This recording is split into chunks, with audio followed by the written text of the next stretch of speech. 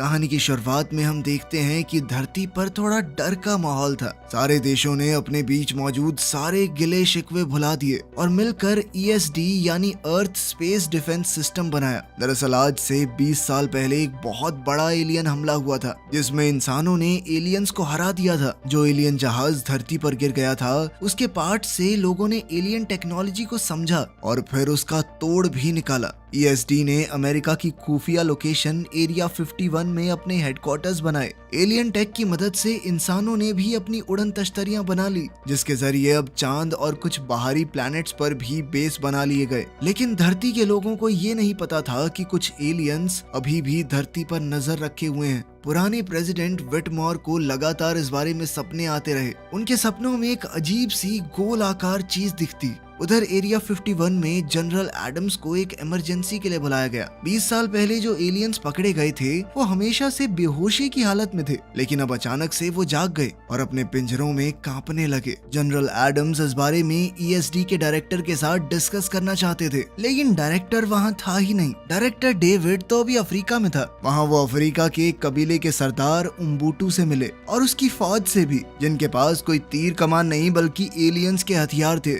उनके हेडक्वार्टर्स के आसपास एलियंस की हड्डियां बिखरी पड़ी हैं। वहाँ के लोग डेविड को देखकर खुश नहीं हुए, लेकिन इससे पहले की बात और बिगड़ती कैथरीन ने बीच में आकर कहा कि डेविड मेरे साथ है। कैथरीन यहाँ पहले से काम कर रही थी। फिर उसने डेविड को वो जहाज दिखाया जो पहले हमले के दौरान धरती पर उतर गया था। 10 साल पहले यहाँ के लोकल लोगों ने जहाज से बाहर आए एलियंस से लड़ाई की थी और उम्बुटू ने बताया कि 2 दिन पहले अचानक से जहाज की लाइटें अपने आप चालू हो गई। उन्हें वहाँ पास में ही एक बड़ा सा गड्ढा भी मिला जिससे पता चला कि एलियंस धरती के अंदर तक ड्रिल करना चाहते थे ताकि पूरा प्लैनेट ही तबाह हो जाए। लेकिन जैसे ही मदरशिप को उड़ा दिया गया तो वो अचानक रुक गए। जब सभी लोग जहाज के अंदर गए तो उन्होंने देखा कि कंप्यूटर एक सिग्नल भेज रहा है जो डेविड ने पहचान लिया कि ये तो मदद मांगने का संकेत है, जिसका मतलब है कि ये जहाज खुद ब खुद बाकी एलियंस से मदद मांग रहा है कि आ जाओ धरती पर हमला करने। और खतरनाक बात ये थी कि किसी ने इस सिग्नल का जवाब भी दे दिया था। इसी दौरान जनरल एडम्स को खबर मिली कि एक दूसरे प्लैनेट पर बना हुआ बेस पूरी तरह से तबाह हो गया है। इस खबर से सभी लोग रेड अलर्ट पर आ गए।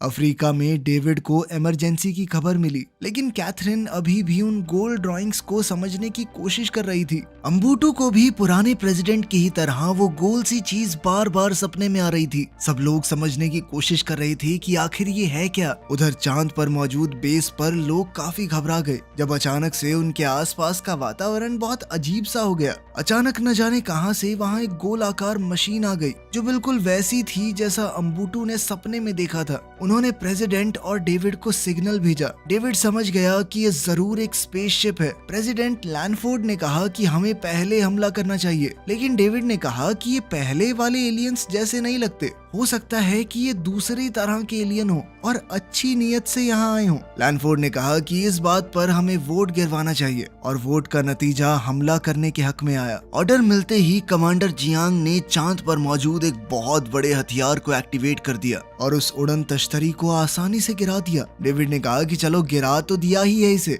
अब ये भी देख लेते हैं कि ये बना किस चीज से है, क्या टेक्नोलॉजी है इसमें। लैनफोर्ड इसके लिए मान गई और साइंटिस्ट्स की एक टीम भेजने को तैयार हो गई। लैनफोर्ड पब्लिक अनाउंसमेंट में कहने लगी कि उन्होंने धरती को दूसरे एलियन अटैक से बचा लिया है। विटमोर टीवी पर ये सब देखकर घबरा गया क्योंकि उसे कहीं ना कहीं यकीन था कि ये वो वाले एलियंस नहीं है, इसीलिए उसने सबको वार्न करना चाहा। पेट्रिसिया ने कहा कि उसे शांत रहना चाहिए और नए प्रेसिडेंट पर भरोसा रखना चाहिए। विटमोर उसकी बात मानकर सोने चला गया, लेकिन जब पेट्रिसिया ने बाद में चेक किया तो देखा उसके पिता वहाँ थे ही नहीं। इसी दौरान जेक नाम का एक पायलट डेविड और उसके साथियों को एक स्पेसशिप में लेने पहुंच गया ताकि उन्हें अफ्रीका से चांद तक उस गोल उड़न तश्तरी के मलबे को चेक करने के लिए लाया जा सके।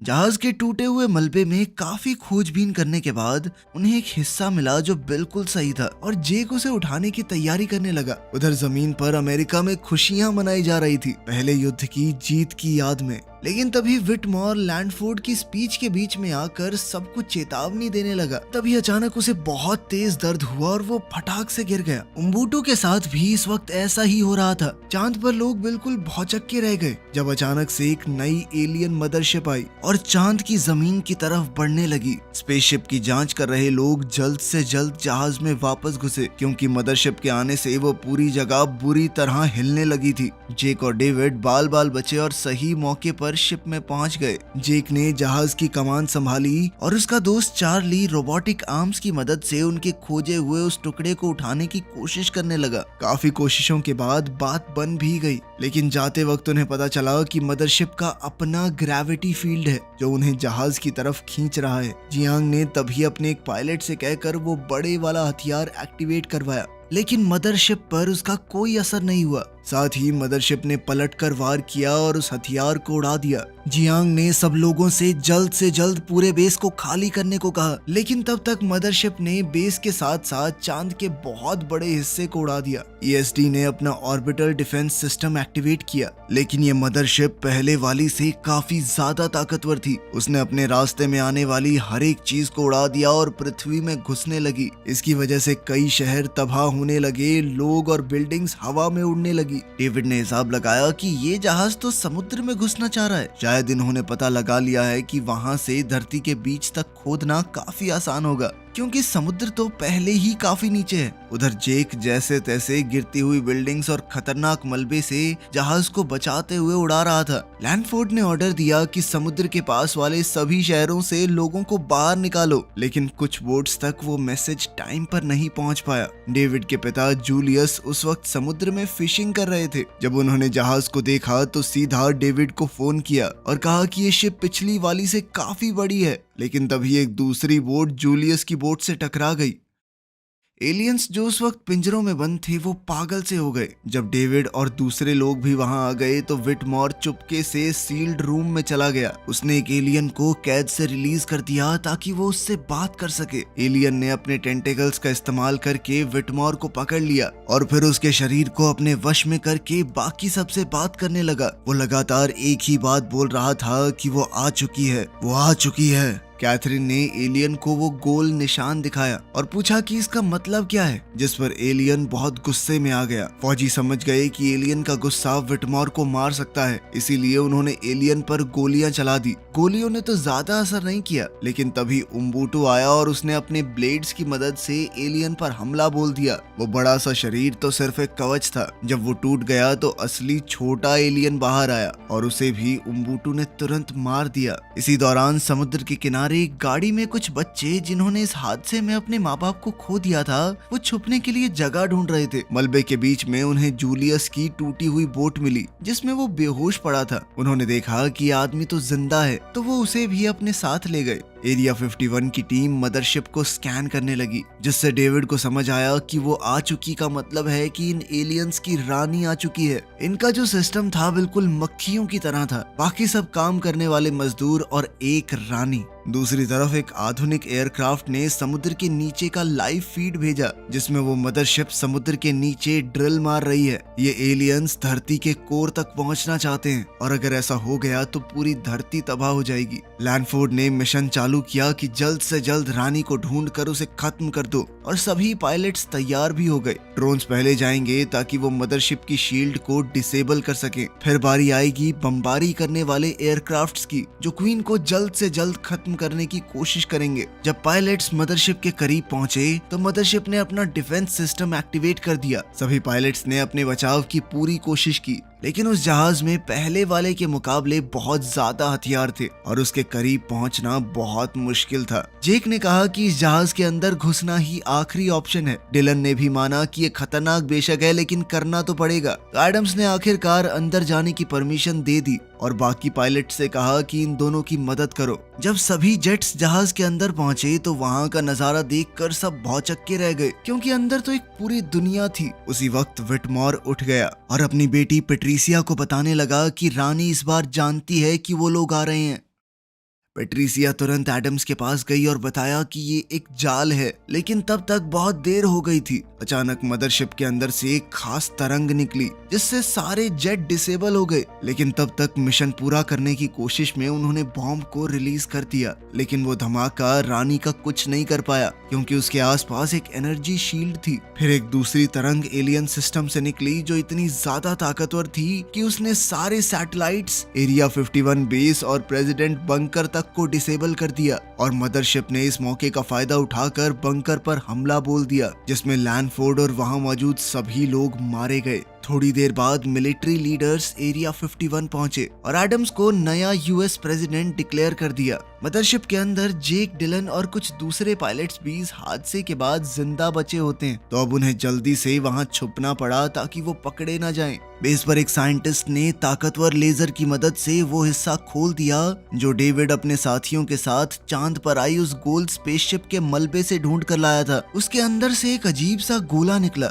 जो किसी बड़ी सी बॉल जैसा लग रहा था। फ्लॉयड नाम के एक साइंटिस्ट ने आगे बढ़कर उस गोले को छुआ। कुछ ही सेकंडों में उस गोले ने फ्लॉयड के हाथ को पकड़ लिया, जिसके बाद वो स्फीयर एक्टिवेट हो गया और फ्लॉयड से अंग्रेजी में बात करने लगा जो उसने फ्लॉयड के दिमाग से ही सीखी थी। जैसे ही वो गोला एक्टिवेट हुआ, रानी को उसका सिग्नल मिल गया और वो उसे खत्म करने के लिए तैयार होने लगी। रानी ने एक बहुत बड़े आर्मर के पीस को पहन लिया और पायलट्स ने देखा कि मदरशिप का टॉप अलग हो रहा है। उधर उस गोले ने बताया कि हम तो इंसानों को वार्निंग देने आए थे कि ये खतरा उनकी तरफ बढ़ रहा है, लेकिन तुम लोगों ने तो बिना सोचे समझे हमारे ऊपर हमला बोल दिया। उसने बताया कि हम पहले भी इन एलियंस से लड़ाई कर चुके हैं। दरअसल ये मदरशिप बहुत एडवांस टेक्नोलॉजी पर चलती है और ये अलग अलग ग्रहों के कोर्स को चुराते हैं। उस गोले ने बताया कि हमारे ग्रह से मैं आखिरी बचा हूँ, बाकी सब खत्म हो गया और मेरे अंदर बहुत ज्यादा एडवांस टेक्नोलॉजी छुपी है। गोले ने यह भी बताया कि एक छुपे हुए प्लेनेट पर वो उन लोगों को ट्रेनिंग देता है जो इन एलियंस के अटैक से बच गए, ताकि वो भविष्य में भी इन एलियंस से लड़ सकें। इसी वजह से वो एलियन इस गोले का निशान देखते ही डर गया था, लेकिन अब गोले के एक्टिवेट होने के बाद क्वीन उसकी लोकेशन को ट्रैक कर सकती है। डेविड ने कहा कि जब हम जानते हैं कि रानी यहाँ आएगी तो हम भी तो जाल बिछा सकते हैं, जैसे उसने हमें फंसाया था। अब उन्हें सिर्फ रानी को ट्रैक करने का तरीका चाहिए था, क्योंकि उनके नए ट्रैकिंग सिस्टम को तो रानी ने खराब कर दिया था। तब एडम्स ने बताया कि उसके पास पिछले युद्ध का एक पुराना रिडार ट्रक है, वो अभी भी काम करता होगा। एडम्स और डेविड ने कुछ बचे हुए पायलट से बात करते हुए उन्हें समझाया कि सैटेलाइट्स बंद हो चुकी हैं, तो किसी को खुद जाकर बॉम्ब्स को ब्लास्ट करना पड़ेगा। इसका मतलब जो पायलट जाएगा वो वापस नहीं आ पाएगा, उसकी जान धमाके में जाना तय है। पैट्रिसिया इस काम को करना चाहती थी, लेकिन विटमॉर ने बीच में आकर कहा कि मैं जाऊंगा। उसकी बेटी ने बहुत मना किया, लेकिन वो नहीं माना। इसी दौरान जूलियस होश में आया और उसने उस भाई बहन के जोड़े से कहा कि मुझे एरिया 51 ले चलो, लेकिन उनकी गाड़ी में तेल ज्यादा नहीं था। इसी वजह से अचानक गाड़ी बहुत धीरे चलने लगी। रास्ते में वो पेट्रोल भरवाने के लिए रुके और वहाँ उन्हें एक स्कूल बस मिली जो पूरी बच्चों से भरी हुई थी, जिसका ड्राइवर उन्हें छोड़कर चला गया था। जूलियस जल्दी से ड्राइवर की सीट पर पहुंचा और सभी बच्चों को लेकर एरिया 51 की ओर बढ़ने लगा। मदरशिप के अंदर पायलट्स को एलियंस का हैंगर मिला। जेक ने आगे कदम बढ़ाए ताकि वो एलियंस का ध्यान भटका सके। साथ ही उसने गाली दी और फ्लोर पर पेशाब करने लगा ताकि एलियंस का ध्यान पूरी तरह उसके ऊपर हो जाए, जिस दौरान उसके दोस्त एलियंस के जेट चुरा लेंगे। एलियंस जेक की इन हरकतों से बहुत नाराज हो गए और उस पर दनादन गोलियां बरसाने लगे, लेकिन इससे पहले कि जेक को गोली लगती, बाकी पायलट्स जेट उड़ाकर ले गए और जेक को भी उठा लिया। तभी एलियंस ने उनका पीछा करना शुरू कर दिया और दरवाजे बंद करने लगे। पायलट्स बड़ी मुश्किल से अपना बचाव करके जैसे तैसे निकल रहे थे और आखिरकार वो लोग जहाज के दरवाजों के बंद होने से पहले ही वहां से निकल गए। बेस पर सभी लोग हमला करने के लिए पूरी तरह तैयार थे। पैट्रिसिया अपने पिता को जाते देखकर उनके मना करने के बावजूद ये फैसला करती है कि वो भी उनके साथ जेट उड़ाकर मदद करेगी। उसी वक्त जूलियस बच्चों के साथ बस लेकर वहां पहुंच गया। तभी रानी भी अपनी फौज के साथ वहां आई। अब एरिया 51 वाले बेस और एलियंस के बीच में एक नया युद्ध शुरू हो गया। दोनों तरफ से जबरदस्त फायरिंग हो रही थी। डेविड ने उस गोले जैसा ही नकली सिग्नल बना दिया था ताकि रानी इस नकली सिग्नल का पीछा करे, और वो इस जाल में फंस भी गई। पैट्रिसिया अपने जेट से अपने पिता के पास पहुंची और उन्हें एक आखिरी बार अलविदा कहा, क्योंकि इस मिशन में उनकी जान जाना तो तय है। विटमॉर ने जल्दी से रानी के जहाज में जाकर बॉम्ब्स को ब्लास्ट कर दिया। एक बार के लिए तो सबको लगा कि उन्होंने ये जंग जीत ली, लेकिन अगर रानी मर भी गई तो बाकी एलियंस अभी भी लड़ रहे थे। उन्होंने बेस पर मौजूद सबसे बड़े हथियार को भी उड़ा दिया। धुएं के बाद पता चला कि रानी अभी भी जिंदा है क्योंकि उसने अपनी एनर्जी शील्ड से खुद को बचा लिया था। उस वक्त जमीन पर मौजूद सारे फौजी बेस में वापस आ गए ताकि उस गोले को एलियंस से बचाया जा सके। दूसरी तरफ से पायलट्स ने क्वीन पर लगातार हमले करने शुरू कर दिए, लेकिन कोई भी हमला उसकी शील्ड का कुछ नहीं बिगाड़ पाया। तब पेट्रिसिया ने नोटिस किया कि जब रानी हमला करती है तो कुछ सेकंडों के लिए वो अपनी शील्ड को हटा देती है। पेट्रिसिया ने इसी मौके का फायदा उठाकर रानी के कमजोर हिस्से पर शूट किया, जिससे शील्ड टूट गई और अब रानी को मारा जा सकता था। रानी ने गुस्से में उसके जेट पर हमला बोल दिया, लेकिन पेट्रिसिया ने सही मौके पर पैराशूट खोलकर अपनी जान बचा ली। रानी उसका पीछा करने लगी, लेकिन उसी वक्त डिलन और बाकी पायलट्स वहां आ गए और रानी पर उसी की टेक्नोलॉजी से हमला कर दिया। बेस के अंदर एलियंस उस गोले तक पहुंच गए। एलियंस ने रानी को अपनी लोकेशन का सिग्नल भेजा। उधर डिलन और उसकी टीम ने जेट का कंट्रोल खो दिया क्योंकि रानी अपनी टेक्नोलॉजी को अपने दिमाग से चला सकती थी। उधर उम्बुटू और फ्लॉयड भी उस गोले को बचाने के लिए एलियंस से लड़ने के लिए पहुंचे। जल्द ही उम्बुटू और फ्लॉयड ने सभी एलियंस को खत्म कर दिया। अब लगभग 2 मिनट में रानी बेस की छत को तोड़ना शुरू कर देगी ताकि वो उस गोले तक पहुंच सके। एलियंस के सभी जेट्स रानी के चारों तरफ उसका कवच बनकर घूम रहे थे। जेक और डिलन के जेट्स का भी यही हाल था। उसने जेट के मैनुअल थ्रस्टर्स को ऑन कर दिया जिससे वो उस बवंडर से बाहर निकल आए। जैसे ही रानी बेस के अंदर पहुंची उसने स्फीयर को पकड़ लिया।